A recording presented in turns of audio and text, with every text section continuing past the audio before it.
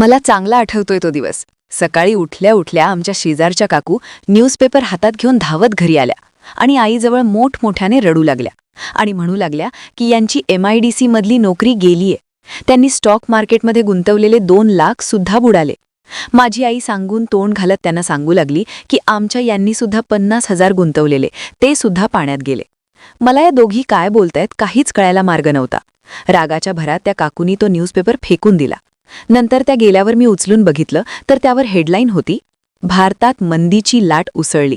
भारतातील हजारो कंपन्या बंद पडल्या. लोकांच्या स्वप्नांची राख रांगोळी झाली. कित्येक लोकांचे गुंतवलेले पैसे दिवाळखोरीत निघाले. अमेरिकेच्या लेहमन ब्रदर्सच्या दिवाळखोरीमुळे ही जागतिक मंदी आल्याचं झालंय उघड. ही गोष्ट त्या काळी मला न समजणारी होती, पण आत्ताच्या काळात त्या गोष्टीचा माझा पुरता अभ्यास झाल्याने मला समजून आलं की लेमन ब्रदर्सच्या दिवाळखोरीमुळे जगभर काय धुमाकूळ त्या काळी घातला असेल. अशा एका मोठ्या महाकाय मंदीची चाहूल भारताच्या पुढच्या वर्षी येऊ शकते. ती कशी येऊ शकते? जागतिक घडामोडींचा भारतावर काय परिणाम होऊ शकतो? त्याबद्दल आपण कशी वेळीच पावलं उचलली पाहिजेत याचाच आढावा घेणारा हा व्हिडिओ. नमस्कार, मी जानकी पाटील आणि तुम्ही बघताय महाराष्ट्र फोकस न्यूज. तर काय मंडळी, सगळ्यात पहिल्यांदा सांगतो ते आर्थिक मंदी म्हणजे काय. आर्थिक मंदी म्हणजेच रिसेशन, म्हणजेच देशाच्या अर्थव्यवस्थेतील अशी स्थिती जिथे लोकांची खरेदी करण्याची क्षमता कमी होते आणि बाजारात मालाची मागणी घटते व मंदीची परिस्थिती निर्माण होते. आणि अर्थशास्त्राच्या भाषेत सांगायचं झालं तर एखाद्या देशाचा GDP सलग 6 महिने पडत राहिला तर त्या देशात आर्थिक मंदी आलीये असं म्हटलं जातं. तर याचा देशावर काय परिणाम होतो? हे म्हणजे सगळ्यात पहिलं तर बेरोजगारी झटकन वाढते, उत्पादनात घट होते, लोक कुठलीच गोष्ट खरेदी करायला धाडस करत नाहीत, त्यामुळे खरेदीत सुद्धा घट होते. त्यातच भर म्हणून शेअर बाजारात घसरण होते. लोकांनी त्यात गुंतवलेल्या पैशांचं प्रचंड नुकसान होतं. बँका कर्ज द्यायचं बंद करतात, त्यामुळे व्याजाचा दर वाढतो आणि बिझनेससाठी लोन मिळत नाही, त्यामुळे नवीन धंदा टाकता येत नाही. थोडक्यात काय तर जे कच्चा माल बनवणारेत त्यांच्याच घरची चूल पेटलायची बंद होते. आता वळूयात थेट विषयाकडे. 2010 मध्ये भारतात मंदी कशा प्रकारे येऊ शकते? तर बघा मंडळी, सगळ्यात पहिला मुद्दा म्हणजे जगातील खूप देश कर्जात बुडालेले आहेत. अमेरिका, चीन, फ्रान्स, जर्मनी, भारत यांसारखे बलाढ्य देश सध्या कर्जात आहेत. त्यात अमेरिकेवर $37 ट्रिलियन इतके कर्ज आहे, म्हणजेच भारताचे 3100 लाख कोटी रुपये. अमेरिका याच कर्जाचे 7,000 करोड रुपये फक्त एका दिवसाचं व्याज भरतोय. आता हे $37 ट्रिलियन कर्ज एका दिवसात झालेलं नाहीये. गेल्या अनेक दशकातील वेगवेगळ्या आर्थिक आणि राजकीय घडामोडींचा हा परिणाम आहे. त्यातला सगळ्यात पहिला मुद्दा म्हणजे त्यांच्या अर्थसंकल्पाची तूट. अमेरिकन सरकारचं उत्पन्न कमी आणि खर्च जास्त आहे. जेव्हा सरकार आपल्या उत्पन्नापेक्षा जास्त खर्च करतो तेव्हा तो फरक भरून काढायला आणखी नवीन कर्ज घेतो. खरं तर मंडळी, गेल्या 20 वर्षात अमेरिका क्वचितच फायद्यात राहिलीये. त्यानंतर 2020 मध्ये आलेल्या कोरोनामुळे अमेरिकेला मोठा फटका बसला. ही अर्थव्यवस्था सावरण्यासाठी आणि नागरिकांना मदत करायला तिला सरकारने $1 ट्रिलियन खर्च केले. केवळ 3 वर्षात अमेरिकेच्या कर्जात $10 ट्रिलियन ची भर पडली.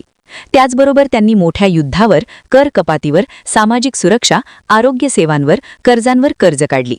त्यामुळे एवढा मोठा कर्जाचा डोंगर उभा राहिला. त्यानंतर विषय आला तो अमेरिका आणि चीन टॅरिफवरचा, म्हणजेच कर युद्धाचा. अमेरिका चीनकडून खूप जास्त माल खरेदी करायची, बदल्यात चीन अमेरिकेकडून खूप कमी व्हायचा. यामुळे अमेरिकेचे चिक्कार पैसे चीनमध्ये जात होते. त्यात अमेरिकेचा असा आरोप होता की चीन अमेरिकन कंपन्यांच्या तंत्रज्ञानाची चोरी करतोय आणि त्या तंत्रज्ञानाद्वारे बनवलेला माल चीन इतर देशांना स्वस्तात विकतो आहे. चीनमधून असा स्वस्त माल आल्यामुळे अमेरिकेतील कारखाने बंद पडायला लागले. ते वाचवायला अमेरिकेने पावलं उचलली आणि चीनसोबतच जगभरातील इतर देशांवर सुद्धा कर लावण्याचा तडाखा सुरू केला.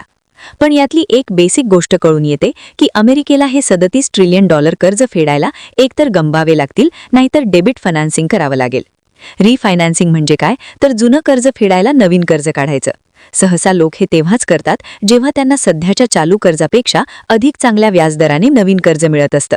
आता हे डेबिट फायनान्सिंग करायला अमेरिका तिथल्या जनतेला सांगते की अमेरिकेचे बॉन्ड विकत घ्या.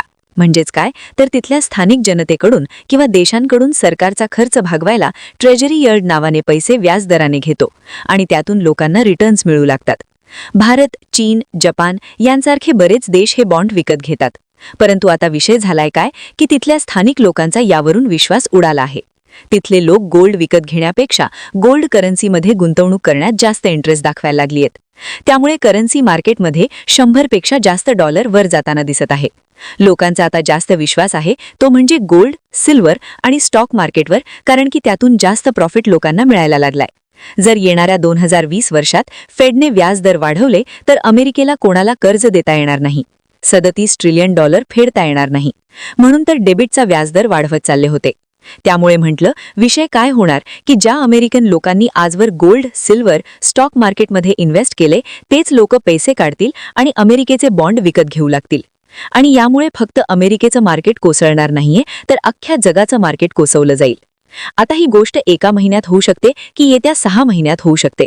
हे अमेरिकेचं फिरतं राजकारण ठरवेल. अमेरिकेचा हा बबल कधीही फुटू शकतो. या मार्केट कोसळण्याचा भारतावर सुद्धा मोठा परिणाम होऊ शकतो आणि धाडकन रात्रीत मंदी भारतावर घडू शकते. नुकताच अमेरिकेचा एक डेटा बाहेर आलाय. त्यात त्यांनी लिहिलंय GDP मायनस आहे AI. याचा अर्थ काय, तर सध्याची अमेरिकेची अर्थव्यवस्था ही जास्त करून ॲपल, मायक्रोसॉफ्ट, गुगल यांसारख्या AI कंपन्यांवर अवलंबून आहे. जर अमेरिकेच्या इन्व्हेस्टमेंटमधून हा विषय काढून टाकला तर त्यांचा GDP 0.1% ते 0.2% वाढतो. या मंदीचा सगळा गेम AI बरोबरच आहे. तो जर फुटला तर भारताचा सगळ्यात पहिला झटका सॉफ्ट कंपन्यांना लागणार आहे. त्यानंतर मोबाईल कंपन्या, real estate, export import business, banking आणि शेअर मार्केटमध्ये पैसे गुंतवलेल्या लोकांना वेळीच सावरावं लागणार आहे. त्यासाठी लोकांनी पैशाची बचत आणि इमर्जन्सी फंड आधीच तयार करून ठेवायला पाहिजेत. रोजच्या जगण्यात जो वायफळ खर्च होतो तो टाळायला हवा. त्यानंतर चालू असलेलं कर्ज जितक्या लवकरात लवकर फेडता येईल अशी सोय करणं भल्याचं राहील. त्याचबरोबर मंडळी, शेअर बाजारात अजिबात घाईने निर्णय घेऊ नका आणि अडीअडचणीला आरोग्य विमा काढून ठेवा. कारण एखाद्या देशाची अर्थव्यवस्था पडलेली सांभाळण्यासाठी महागाईचा दर मोठ्या प्रमाणात पसरलेली असते आणि त्याच बोजाखाली आपण अडकलेला असतो. त्यामुळे मंडळी, आजूबाजूला घडणाऱ्या महागाईवर वेळीच लक्ष ठेवून राहा. पैशांची बचत करा, काटकसर करा, जेणेकरून मंदीचा जास्त प्रभाव आपल्यावर, आपल्या कुटुंबावर आणि लेकरा बाळांच्या शिक्षणावर पडणार नाही आणि कुटुंबातील सगळ्या गोष्टी सुरळीत राहतील. यात येणाऱ्या आर्थिक मंदीबद्दल तुम्हाला आणखी काय वाटते? शेअर बाजारात काय उलाढाल होऊ शकते? त्यावर तुमचं मत काय, आम्हाला कॉमेंट बॉक्समध्ये नक्की सांगा. सोबतच आपल्या YouTube चॅनलला सबस्क्राईब करायला अजिबात विसरू नका. धन्यवाद.